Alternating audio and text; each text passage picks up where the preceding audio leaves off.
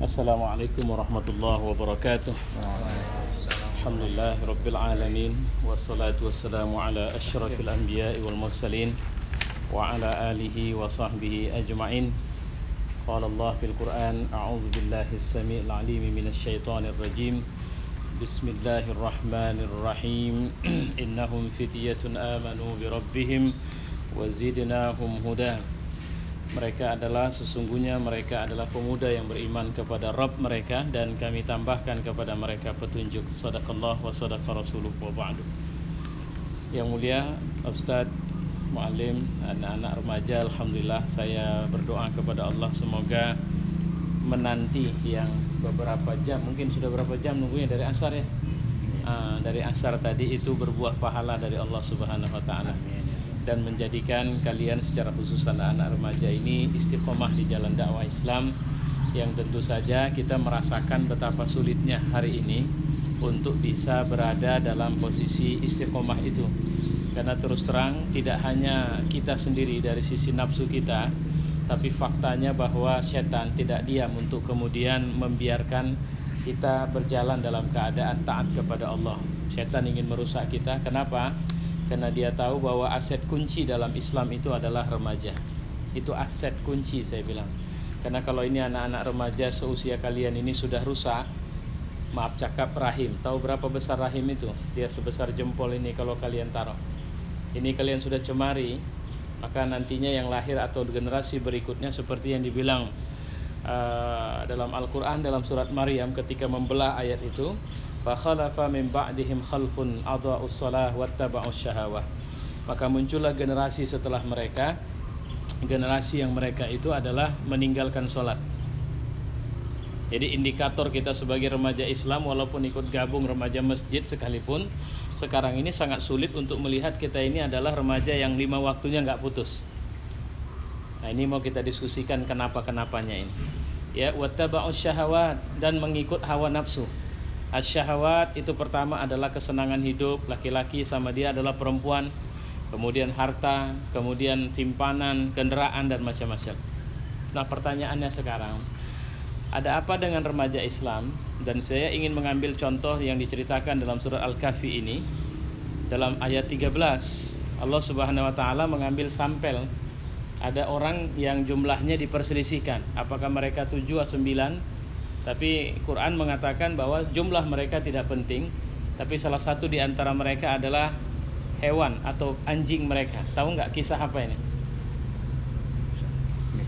Mereka ada sekitar 9 atau 7 orang, dan Allah mengatakan salah satu di antara mereka adalah anjingnya.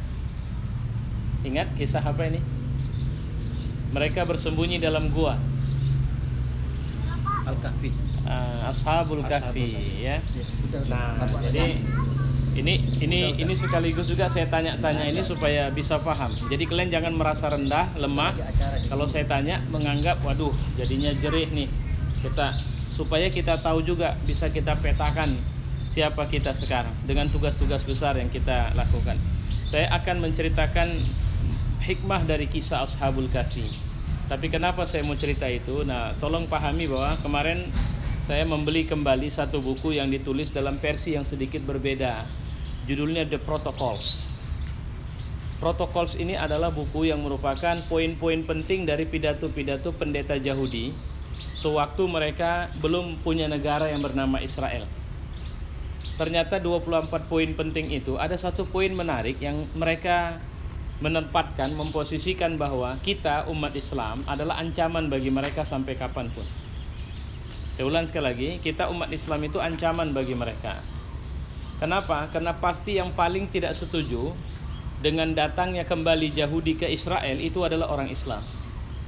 Apa yang membuat kita paling tidak setuju adalah ketika di Israel itu ada satu masjid yang kita sholat, ya, kita sholat di dalamnya. Tadi kita sholat asar misalnya, maka sholat asar kita itu di sana di masjid itu setara dengan 500 kali sholat asar di masjid yang lain, kecuali Masjidil Haram dan Masjidil Nabawi.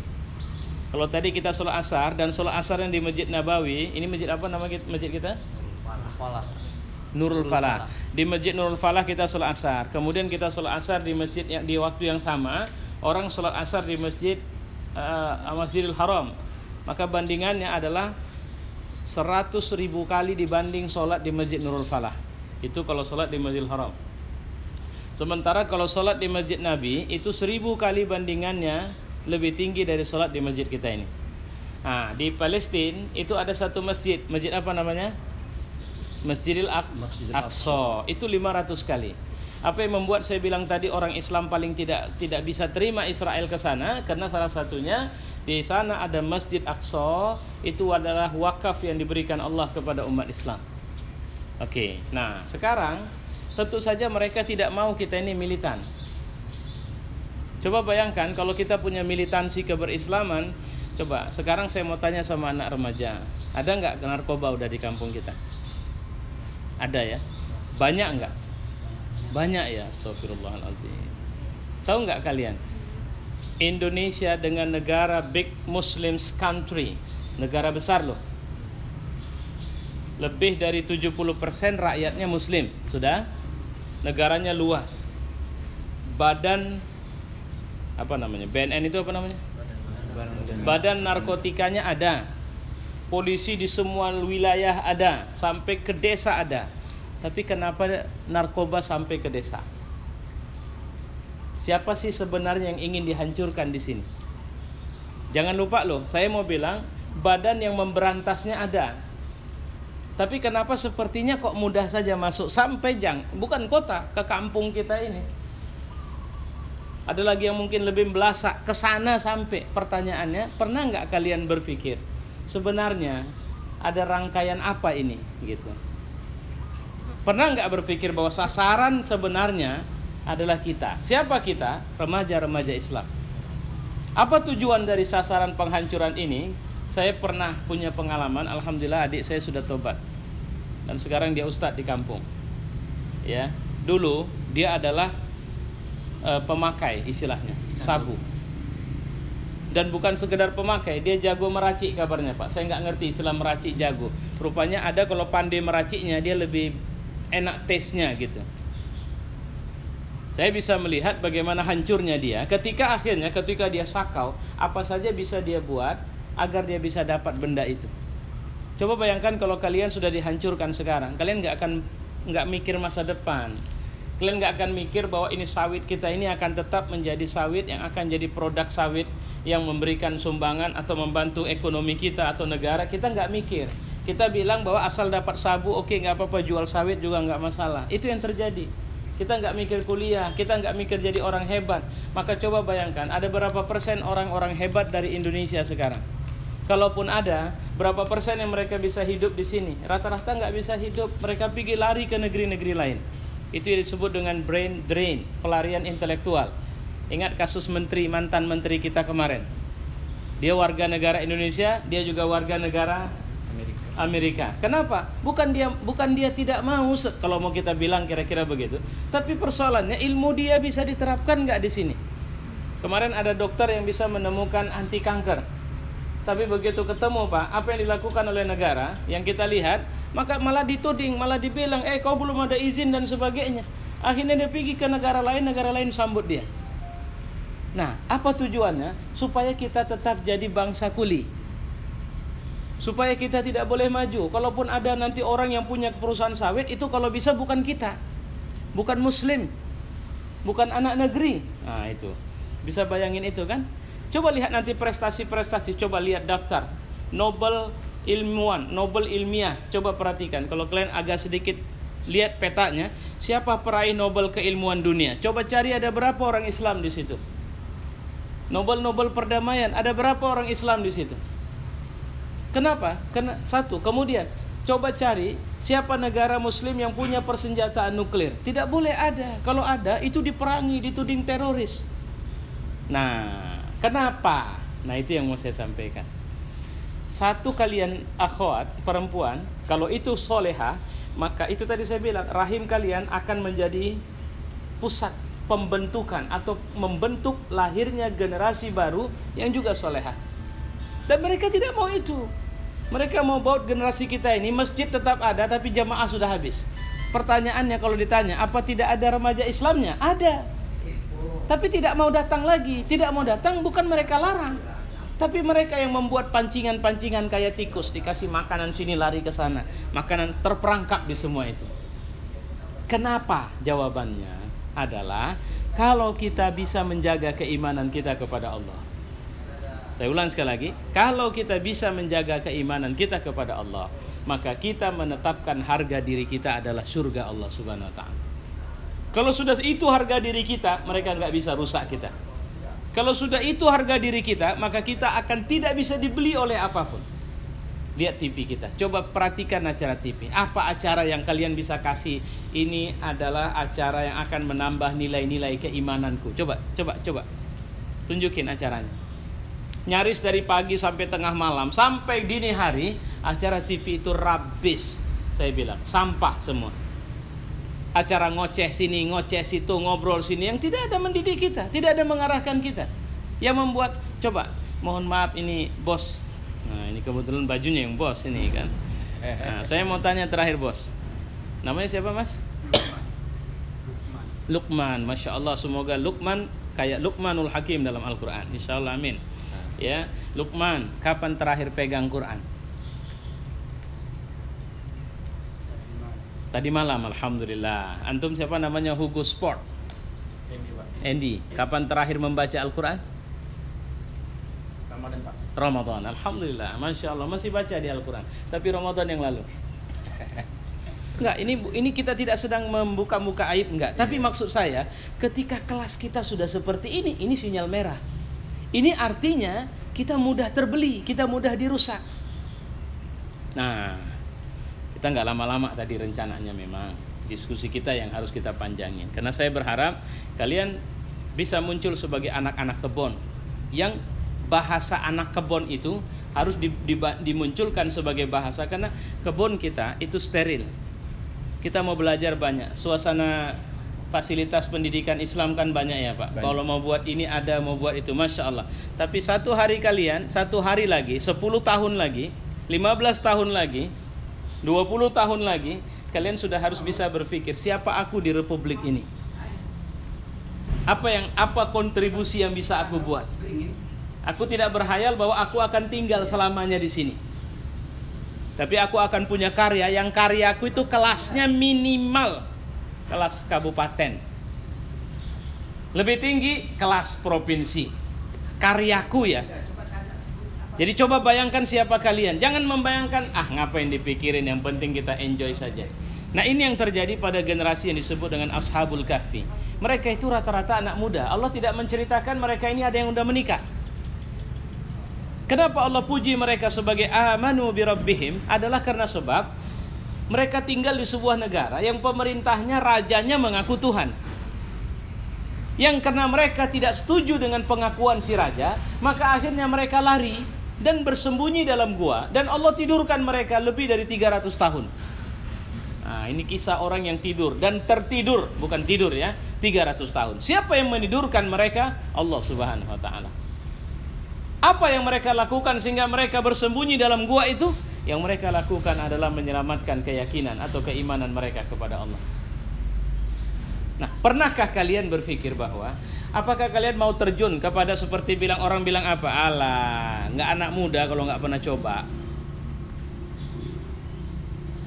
Kita sama remaja. Remaja itu biasa, pacaran itu hal yang lumrah. Asal jangan keterlaluan. Nah, ini yang keterlaluan ini gimana ceritanya? Batasannya apa? Nah, kita dijebak dengan itu, kemudian dilupakan dengan tujuan besar kita. Itu maksudnya. Mereka berani keluar dari situ, maka Allah membilang mereka dengan sebagai pemuda yang beriman. Dan Allah mengatakan wazidnahum huda, dan kami kasih mereka petunjuk. Mbak siapa namanya Mbak? Rosi. Dah. Ada rencana Mbak mau hafal Quran enggak? Ada. Baik. Yuk kita tes sama-sama ya. Maksud saya begini, kalau ada rezeki nanti catat nomor saya, kalau saya lupa minta sama saya. Saya kasih waktu 2 tahun. Arti 2 tahun, setelah 2 tahun SMS saya atau telepon saya, katakan bahwa saya sudah menghafal 30 juz Al-Quran. Kira-kira mungkin gak? Mungkin, baik, nanti ambil nomor saya. Artinya apa? Itu maksud saya. Intinya begitu. Bisa nggak merencanakan 2 tahun ke depan Rasyidah sudah ada kalimat di belakangnya hafizah. Sehingga orang bilang apa? Al-Hafiz. Tidak hanya sekedar itu. Persoalannya nanti ketika Rasyidah sudah berani mengatakan aku mau akan menjadi hafiz Quran dalam 2 tahun ke depan, wazidnahum huda, aku kasih jalannya, kata Allah. Masalahnya maumu apa? Gitu. Kalau nggak ada maunya, nggak jelas maunya dari agama ini, Allah tidak kasih, tidak buka itu. Nah itu, paham maksudnya kan? Jadi kata-kata wazidnahum huda itu diberikan untuk kemudian Allah akan membukakan petunjuk. Sekarang tinggal kita mau apa? Oh, kalian percaya nggak bahwa sejumlah kalian 5 orang plus 2, 6 orang yang ikhwan itu akan bisa? Ini kita datang dari 1 unit kebun atau 1 unit? 1 unit. Ada berapa kira-kira kalau kita taksir kasar sekarang remaja di Islam di sini? Ada 100, 200, 300? Sekitar 130 remaja Pak, 130. Cukup nggak 11 orang ini menggoyang yang 100-an yang lain itu? Cukup nggak kalau aktivisnya adalah kalian, maka yang ratusan itu akan bisa bergerak, bangkit semangat Islamnya? Kira-kira cukup nggak? Cukup, lebih dari cukup malah. Karena kalau dalam Islam teorinya 1 minimal itu banding 10. Kalau kita ada 11, kita udah ada 110 orang. Tapi kalau kita naik grade kita dengan kekuatan keimanan kita 1 banding 100, Masya Allah, ini udah lebih dari 1000 orang. Cuma caranya, bisa nggak kalian bayangkan sebagai aktivis itu bukan duduk, tapi jalan, jumpain, ajak, bujuk, bangunkan visi bersama, mimpi bersama, bahwa nanti zaman ketika kita sudah jadi ayah, maka tidak sulit bagi kita membentuk anak-anak kita, anak-anak yang soleh. Persoalan mereka kerja di kebun jadi apapun, maka kebun kita ini akan menjadi ruang besar ibadah. Nah, nanti malam kalian boleh datang, saya akan bicara satu materi dengan topiknya adalah bekerja itu adalah ibadah. Oke ya, insya Allah. Ini sekedar merangsang ini. Kalau waktunya tadi lebih dari cukup, nah kita bisa diskusi lebih lama. Tapi yang pasti kalau lihat wajah-wajahnya ini, Masya Allah, ini wajah-wajah diamond. Tahu diamond? Berlian ini. Bukan berlian baru. Kalau berlian baru nama angkutan bus dulu ya kan Pak. Ini berlian. Nah, ini betul-betul insya Allah. Ada yang punya rencana mau masuk UIN ini nanti? Enggak? UIN, Universitas Islam Sumatera Utara. IAIN. Ada? Yang inilah, ini kayaknya masih SMA, SMP ini ya. Nah, ada enggak rencana nanti mau masuk UIN? Kalau mau masuk UIN, kita jumpa nanti insya Allah. Bukan saya dosen ya. Rumah saya dekat di situ. Cuma dekat aja sih, bukan saya orang UIN. Anak saya kuliah, tapi insya Allah bisa berinteraksi dengan saya. Nanti kalau ada yang ke Medan, dia kuliah ke Medan, nanti insya Allah bisa mengaji sama saya di Medan. Ya, di akhir saya mau bilang nama saya adalah Abdul Latif Khan. Pernah dengar nama ini? Pasti belum. Belum kan? Baru ini dengar. Karena saya orang yang cukup terkenal, bukan di sini. Ya, baik. Nama saya Abdul Latif Khan. Kalau anak saya 9 orang.